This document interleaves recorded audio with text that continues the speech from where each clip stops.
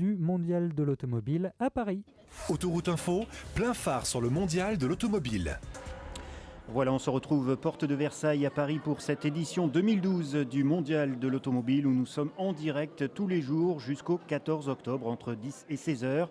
Pour cette émission, je vous rappelle que nous avons posé nos micros sur le stand de l'ASFA qui nous accueille dans le pavillon 2.2 depuis ce matin, plein phare sur les équipements automobiles. Dans l'actualité de cet automne, puisque l'on évoque les équipements automobiles aujourd'hui, on va d'abord s'arrêter sur les pneumatiques. Dans moins d'un mois, à partir du 1er novembre, tous les pneus vendus en France devront afficher l'étiquetage européen, semblable à ce qui se fait dans l'électroménager ou sur les voitures, mais qui va bien au-delà de la simple dépense énergétique. Tous les manufacturiers de pneumatiques insistent sur l'arrivée prochaine de ce nouvel étiquetage.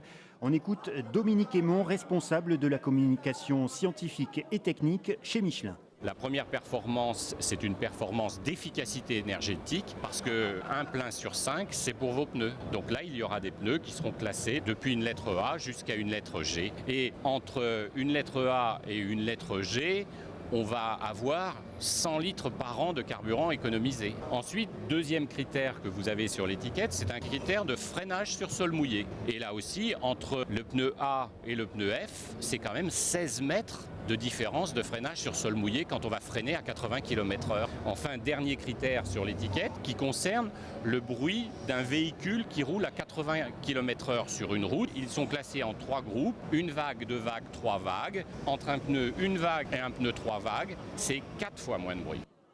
Dominique Aymon était interrogé par Emmanuel Albisser. Fabrice Boris Brault, bonjour. Bonjour Stéphane. Vous êtes le président de Rodeyes. Avec vous, nous allons faire connaissance avec un équipement qui a tendance à créer des réactions parfois un peu épidermiques chez les conducteurs, routiers et automobilistes. Pourtant, on va voir que le système dont on va parler, la boîte noire, puisque c'est d'elle dont il s'agit, eh bien, elle peut avoir quand même de réels avantages. Oui, tout à fait.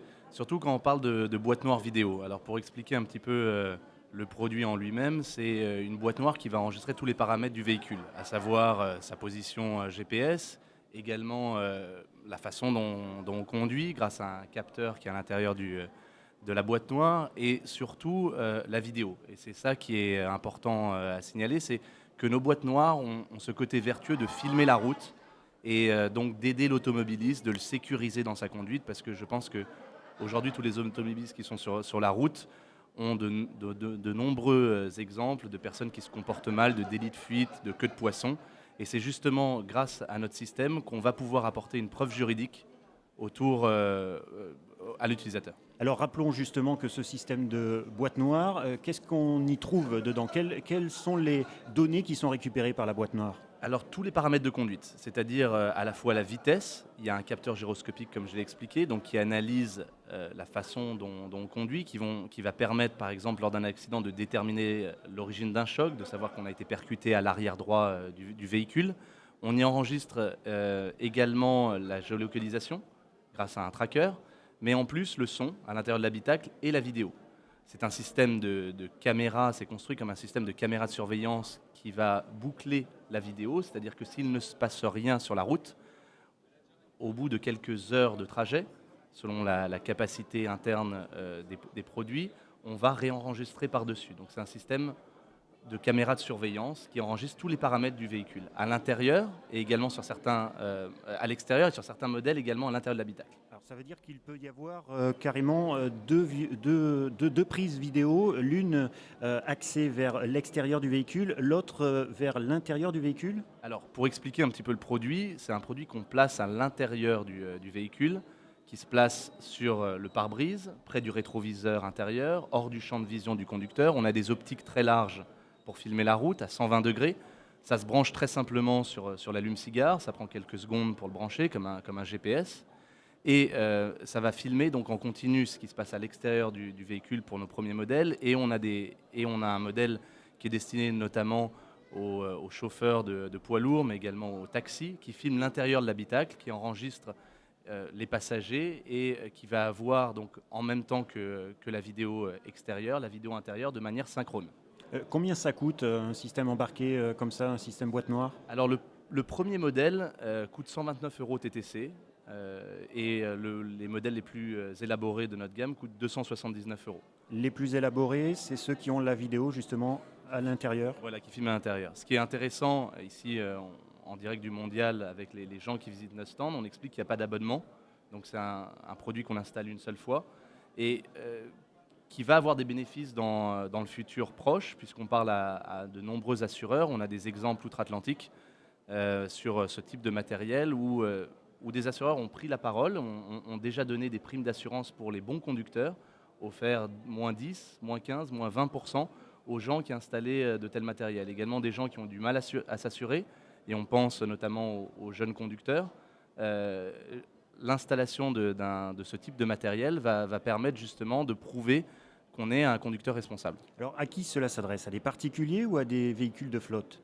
Alors justement, en venant ici au Mondial, on a commencé à travailler avec les professionnels de la route. On a bien entendu adressé des flottes d'entreprises et on comprend quand on veut sécuriser un parc et on a des statistiques de nos concurrents américains qui ont installé ça sur plus de 2000 véhicules, qu'au bout de quelques mois, on faisait baisser les collisions de moins 56%. Donc il y a un vrai intérêt à installer ces produits.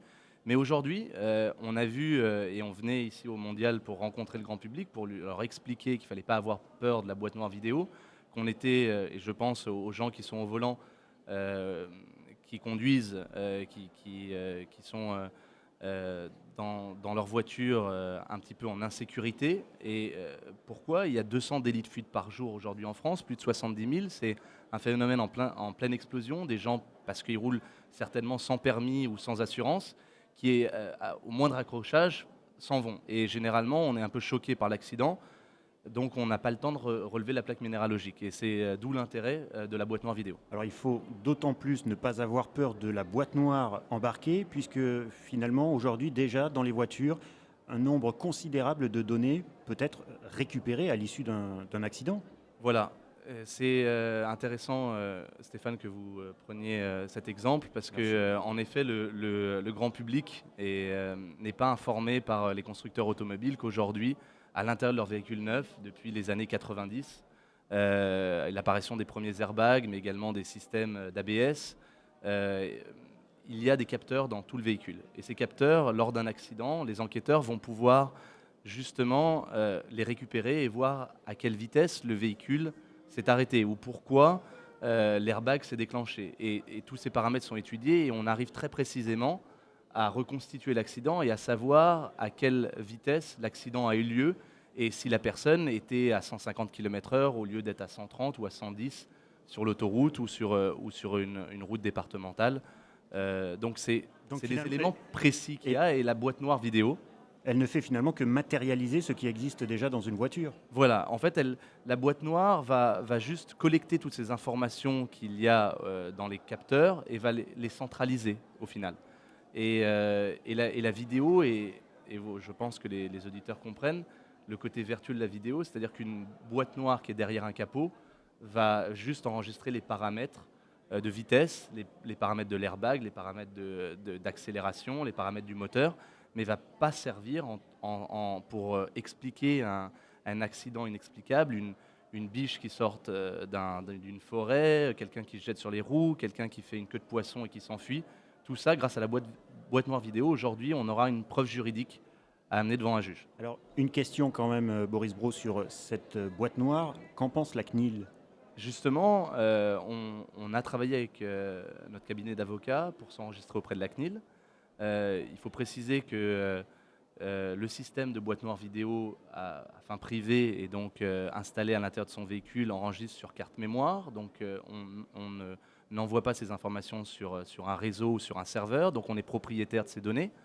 Donc le système est validé par la CNIL. Le système est validé par la CNIL, on en a informé la CNIL. On informe également avec un texte précis de la CNIL on pense notamment aux chauffeurs de taxi et à tous les gens qui transportent le grand public, un texte qu'on a repris de chez eux qui informe par rapport à la loi informatique et liberté, la loi 1978, les articles 10 à 78 qui sont propriétaires de leurs données. Et est-ce que les pouvoirs publics se sont positionnés sur votre système ? Alors, la première génération de boîtes noires vidéo vient justement de devenir légale aux États-Unis sur tous les nouveaux véhicules qui sont fabriqués à partir de maintenant et qui vont être commercialisés sur le territoire américain à partir de 2015. On a d'autres exemples en Angleterre où justement les pouvoirs publics ont pris la parole et ont rendu obligatoire pour certaines corporations, pour certains métiers, l'installation de boîtes noires vidéo. On pense à une autre loi qui vient de passer il y a quelques mois à Taïwan, qui a rendu ça obligatoire pour tout ce qui est chauffeur de bus scolaires, ramassage de bus scolaires, et donc l'installation d'une boîte noire vidéo pour sécuriser de tel type de transport. Alors, est-ce que, justement, on a évoqué très rapidement les assureurs tout à l'heure, est-ce que les assureurs doivent être particulièrement intéressés par ce système, puisqu'ils peuvent éventuellement, en échange de l'installation d'une boîte noire, offrir des tarifs promotionnels à leurs clients? Un instant, Boris Brault, on va tout de suite rejoindre Dijon pour une information trafic. Oui, c'est pour annoncer un cannonball des voitures de sport qui roulent à très très vive allure en ce moment sur l'autoroute A31, l'axe Nancy-Dijon, en direction du sud, en direction de Dijon et de Lyon.